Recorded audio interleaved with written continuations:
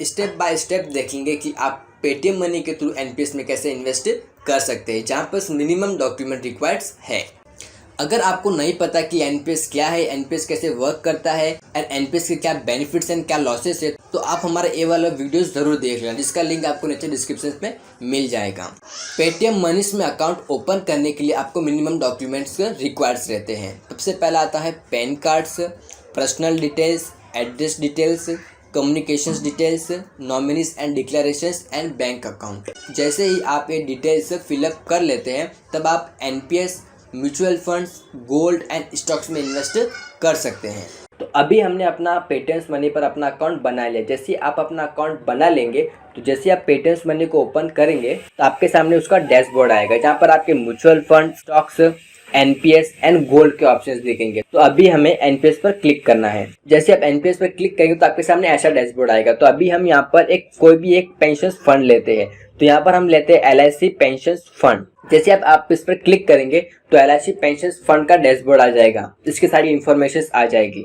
तो अभी यहाँ पर आपको दिख रहा है एलआईसी पेंशन फंड, ऊपर इसका नाम दिख रहा है और नीचे उसके ग्राफ दिख रहे हैं कि 6 मंथ में इसने कितने रिटर्न्स दिए हैं, 1 ईयर्स में कितने रिटर्न्स दिए हैं, 2 ईयर्स में कितने दिए हैं, 5 ईयर्स में कितने दिए एंड मैक्सिमम जब से स्टार्ट हुआ अब तक के इसने कितने रिटर्न्स दिए हैं।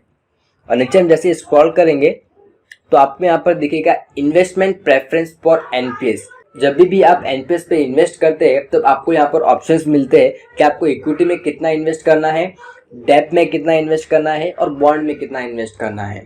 तो आप अपने एज के मुताबिक और अपने रिस्क के मुताबिक इस प्लान को चूज कर सकते हैं।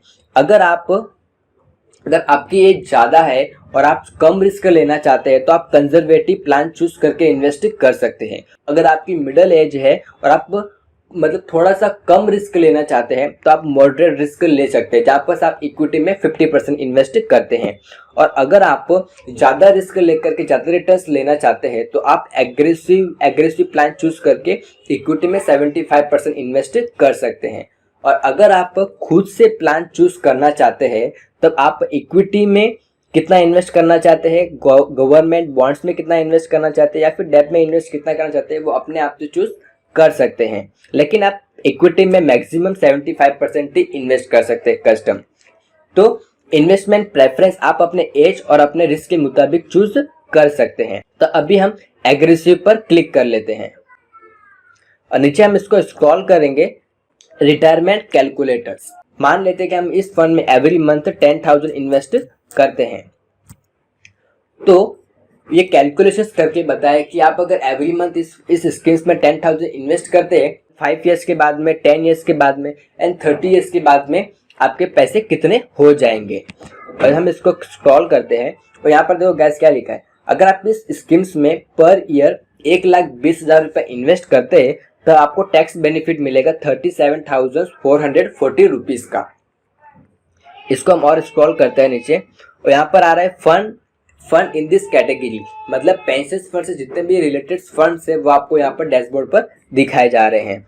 जैसे आप नीचे स्क्रॉल करेंगे तो आपके सामने आएगा fund information and withdrawal details. Fund information मतलब इस फंड की कुछ बेसिक्स डिटेल्स है। यहाँ पे फंड टाइप आ रहा है पेंशन टायर 1। अगर आपको नहीं पता कि टायर 1 क्या होता है तो इसके बारे में ऑलरेडी वीडियोस बना चुके हैं, आप इस वीडियोस को देख सकते हैं, जिसका लिंक आपको नीचे डिस्क्रिप्शन पे मिल जाएगा। स्कीम एसेट साइज 1,01,600 करोड़, मतलब इस फंड ने अब तक इस स्कीम्स के जरिए 1,01,600 करोड़ का फंड इकट्ठा कर लिया है। इस फंड का एक्सपेंस रेशियो 0.01% है। और जैसे आप विड्रॉल्स पर क्लिक करेंगे तो यहाँ पर आपको बता रहा है कि जैसे आप 60 साल के कंप्लीट हो जाएंगे तब आप इस फंड से जितनी भी आपकी अमाउंट होगी इस स्कीम्स में आप उसका 60% एक साथ लमसम विड्रॉल्स ले सकते हैं और बाकी की बची 40% आप एवरी मंथ पेंशन के तौर पर ले सकते हैं अप टू 80 ईयर्स। और एक बात गाइस, आप इस फंड में इन्वेस्ट करेंगे तो आप 60 साल के पहले इस फंड से विड्रॉल्स नहीं ले सकते हैं। उसके लिए भी कुछ टर्म्स एंड कंडीशंस है जो मैंने ऑलरेडी इस वीडियोस में बताया हुआ, आप उस वीडियोस को जरूर देख लेना। तो हमने इस फंड के सारी डिटेल्स देख ली है। अब हम देखते हैं कि इस फंड में कैसे इन्वेस्ट कर सकते हैं। तो अभी हम इन्वेस्ट नाउ पर क्लिक करेंगे। जैसे आप इन्वेस्ट नाउ पर क्लिक करेंगे तो यहाँ पर आ रहा है कंफर्म योर सिलेक्शंस। जो हमने ऊपर इन्वेस्टमेंट प्रेफरेंस चूज किया था, अग्रेसिव, कस्टम, आप उसको चेंज करना चाहते हैं तो चेंज कर सकते हैं। एग्रेसिव चूज़ किए हैं और प्रोसीड पर क्लिक करते हैं। जैसे आप प्रोसीड पर क्लिक करेंगे तो यहाँ पर आपको 2 ऑप्शंस मिलेगा। एक आएगा SIP के थ्रू इन्वेस्ट करना और एक आएगा लमसम के थ्रू इन्वेस्ट करना। मतलब SIP मतलब एवरी मंथ आप कुछ अमाउंट इन्वेस्ट करना चाहते हैं या फिर एक साथ अमाउंट इन्वेस्ट करना चाहते हैं। एवरी मंथ कुछ अमाउंट इन्वेस्ट करना चाहते हैं, उसको हम यहाँ पर सिलेक्शन कर देंगे। उसके बाद में यहाँ पर आ रहा है डे ऑफ इन्वेस्टमेंट। आप एवरी मंथ कौन से डेट में इन्वेस्ट करना चाहते हैं। 5 तारीख को मैं एवरी मंथ इस तारीख को इस फंड में इन्वेस्ट करूंगा। तो अभी हम करते हैं प्रोसीड पर क्लिक।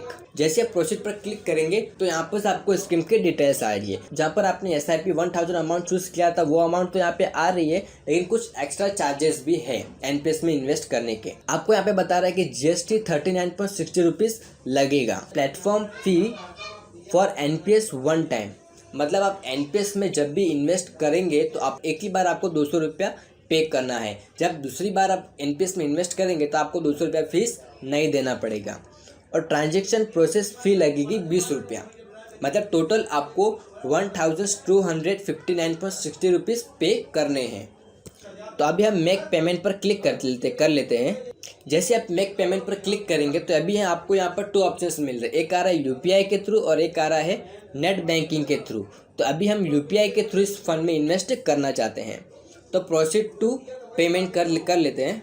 इसके बाद में यहाँ पे बता रहे कि 3 स्टेप से आप UPI के जरिए इस फंड में इन्वेस्ट कर सकते हैं। जैसे आप अपना पेमेंट कर देंगे तो आपका पेमेंट सक्सेसफुली हो गया है। अभी आप NPS में एवरी मंथ चाहे तो एवरी मंथ इन्वेस्ट कर सकते हैं, चाहे तो आप लमसम अमाउंट इन्वेस्ट कर सकते हैं। लेकिन गाइस आप मिनिमम SIP या फिर मिनिमम लमसम अमाउंट 1000 ही इन्वेस्ट कर सकते हैं। तो इस वीडियोस में हमने देखा है कि पेटीएम मनी के थ्रू हम कैसे NPS में इन्वेस्ट कर सकते हैं। और अभी तक अगर आपको नहीं पता कि NPS क्या होता है, NPS कैसे वर्क करता है, NPS के फंड को कौन मैनेज करता है, तो आप हमारा ये वीडियोस देख सकते हैं, जिसका लिंक आपको नीचे डिस्क्रिप्शन पे ऊपर आई बटन पे आपको इसका लिंक मिल जाएगा। अगर आपका इस स्कीम से रिलेटेड कोई भी क्वेश्चंस हो या फिर कोई भी अदर क्वेश्चंस हो तो आप हमें नीचे कमेंट करके पूछ सकते हैं। हम आपके कमेंट का रिप्लाई ज़रूर करेंगे। और आपको वीडियोस कैसा लगा प्लीज़ हमें कमेंट करके ज़रूर बताना और इस वीडियोस को लाइक कर हमें सपोर्ट ज़रूर करना। तो चलिए, जय श्री कृष्ण, जय Swaminarayan, take care, bye bye.